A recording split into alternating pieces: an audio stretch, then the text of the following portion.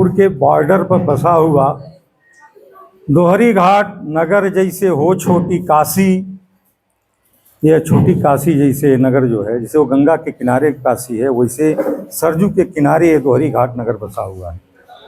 तो मऊ और गोरखपुर के बॉर्डर पर बसा हुआ दोहरी घाट नगर जैसे हो छोटी काशी, ताही किनार बहें सरजूधार पुरातन काल से पापों को नासी।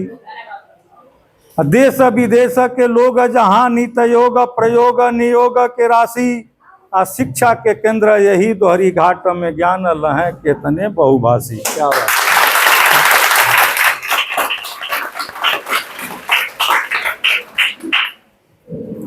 तो दोहरी घाट और बड़हलगंज के बीच वाली धरती, यूपी पूर्वांचल के बीच में ही नंदनवा, देश के विद्वानन के खींच के ले आने वाली विक्ट्री इंटर कॉलेज दोहरी घाट का माटी चंदनवा,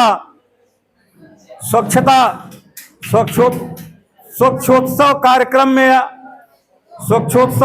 में आयोजित कार्यक्रम में आवे वाला अतिथिगण के सादर अभिनंदन बा। ऐसा पवित्र आयोजन कराए वाला आयोजक मंडल के नगीना की ओर से भी बार बार वंदन बा। नगीना की ओर से देखिए हमारे सर जी कितनी अच्छी बात बताए हैं, जिन बातों को हम लोग ध्यान नहीं देते हैं, सोच नहीं पाते हैं, जिसके नाते बहुत बड़ी बड़ी समस्याएं पैदा हो जाती हैं। आदमी जीवन भर सीखता है। आप लोग विद्यालय में आए हैं, सीख रहे हैं, गुरु लोगों से सीखते हैं। अगर आदमी सीखना चाहे तो इन पेड़ पौधों से भी सीख सकता है।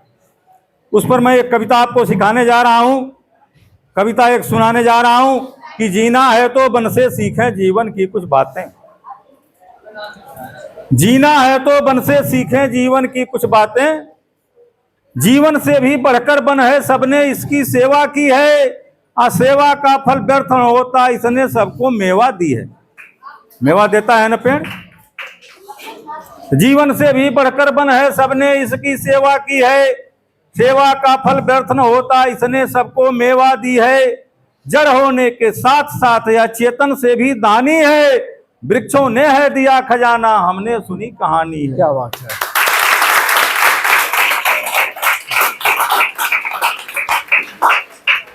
तो स्वतः कमाई का फल इसको देखा कभी न खाते, जीना है तो वन से सीखें जीवन की कुछ बातें। जो फल पैदा करता है वो पेड़ नहीं खाता है, दूसरे लोग खाते हैं। आप भी सोचिए कि मैं भी कुछ पैदा करूं जिसको दूसरे लोग खाएं, ऐसा बनिए। तो जीवन लाख रुपए का तन अपना जिससे सबको प्यार है। हर आदमी को अपने शरीर से प्यार है, लेकिन हम लोग ध्यान दें कि हमारी शरीर से भी कहीं कीमती शरीर उन पेड़ों की है। जरा सोचिएगा, मैं कविता में सुनाने जा रहा हूं। लाख रुपए का तन अपना जिससे सबको प्यार है, मर जाने के बाद में जिसका हड्डी मांस बेकार है।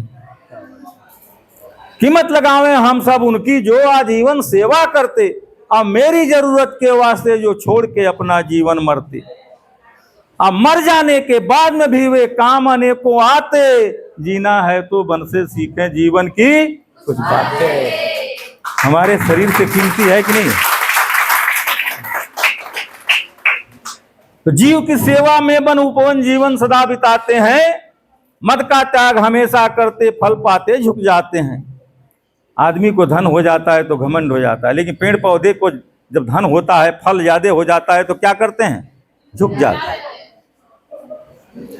तो जीव की सेवा में वन उपवन जीवन सदा बिताते हैं, मद का त्याग हमेशा करते फल पाते झुक जाते हैं। दुर्बासों को खींच नित्य वे अच्छी बास बनाते हैं, सब जीवों के लिए कीमती ऑक्सीजन पहुंचाते हैं। बिन पैसे का हमने देखा इनको सेंट लुटाते, जीना है तो वन से सीखें जीवन की कुछ। इनके दिल में कभी नहीं आता अपना और पराया, छोटा हो या बहुत बड़ा हो सबको देते छाया।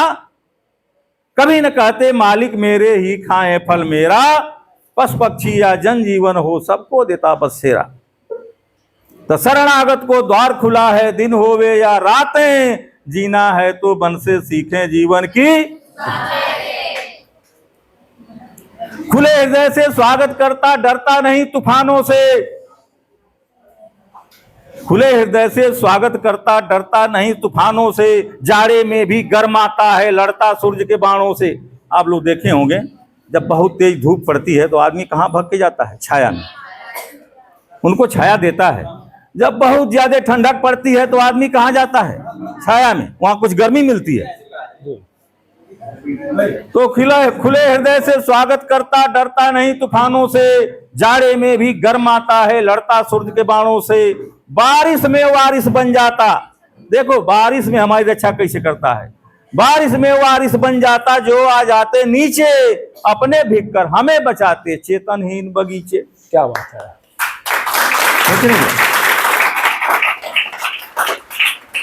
तो बारिश में वारिस बन जाता, जो आ जाते नीचे, अपने भीगकर हमें बचाते, चेतनहीन बगीचे। तो शरणागत वत्सलता में गौतम भी फेल हो जाते, जीना है तो वन से सीखें जीवन की।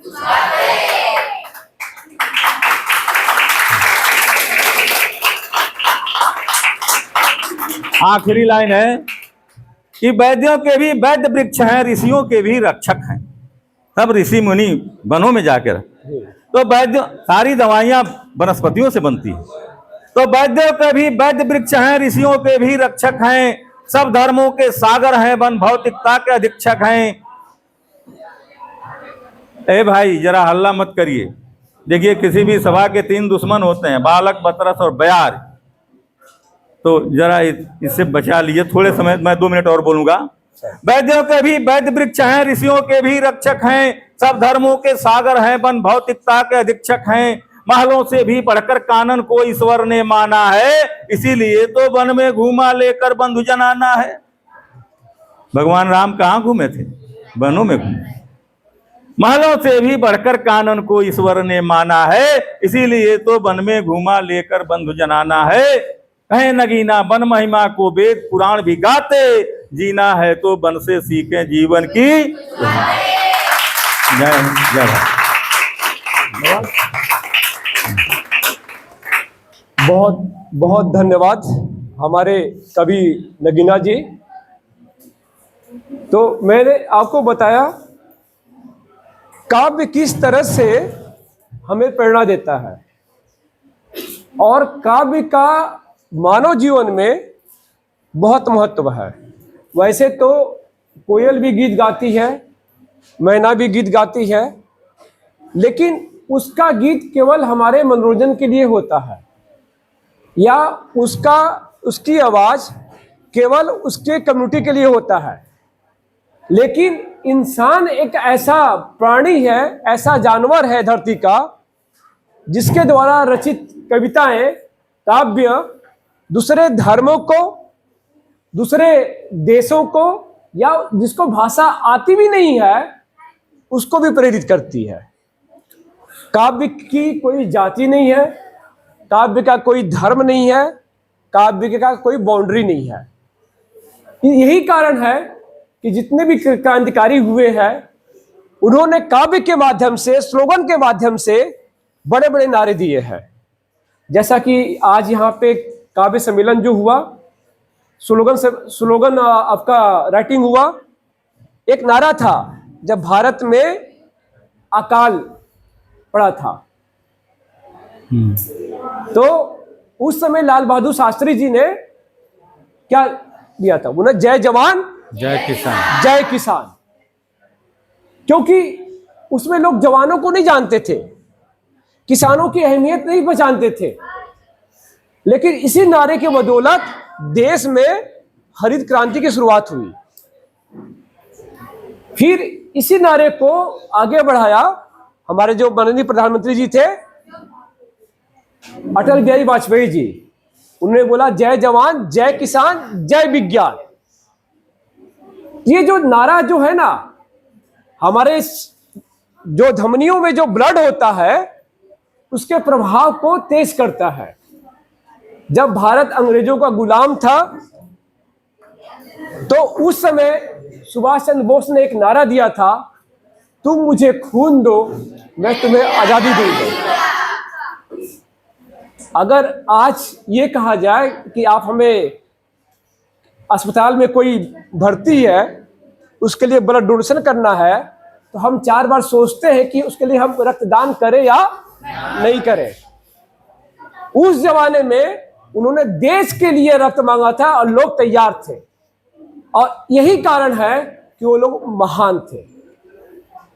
पढ़ाई लिखाई तो हर कोई करेगा, जो इस विद्यालय में आया है, जो इस विद्यालय के बाहर है, सबका जीविकोपार्जन होगा, सभी लोग धन कमाएंगे, उसका संयोजन करेंगे, रखेंगे, अच्छे घर भी बनाएंगे, लेकिन जीवन तभी उनका सफल होगा जब हम परोपकार, दूसरे के उपकार के लिए काम करें, हम इन्वायरमेंट के लिए काम करें, हम आसपास की जगह को स्वच्छ रखने के लिए काम करें, नदियों को साफ सुथरा रखने के लिए काम करें।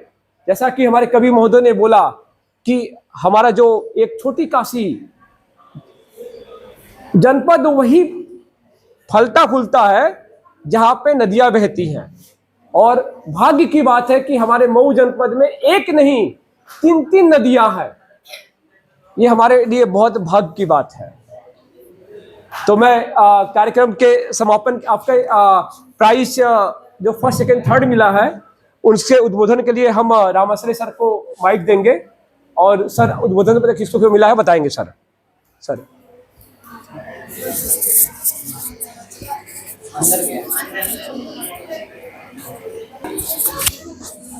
सर ये जो इस स्वच्छोत्सव कार्यक्रम पर जो प्रतियोगिताएं हुई हैं, इसमें भाषण प्रतियोगिता हुई है, काव्य गोष्ठी हुई थी, और पेंटिंग प्रतियोगिता और नारा लेखन प्रतियोगिता।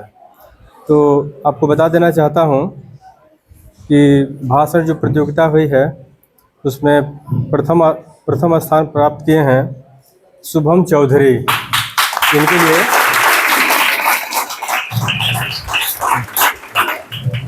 द्वितीय स्थान है शिवम प्रजापति, सानाथ श्री महेंद्र प्रजापति।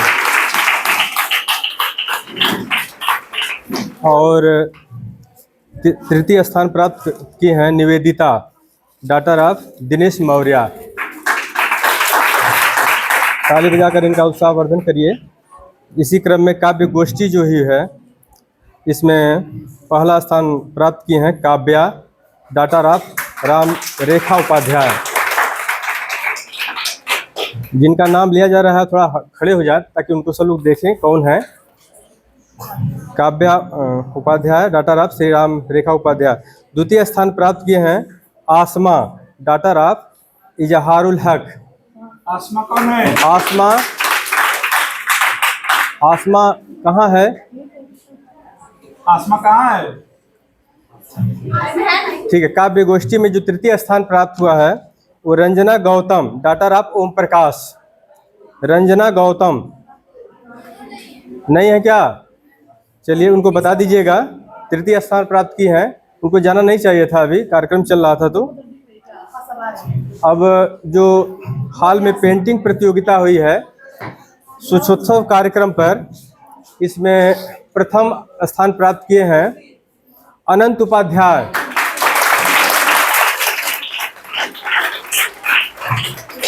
द्वितीय स्थान प्राप्त किए हैं अंकित गोड़।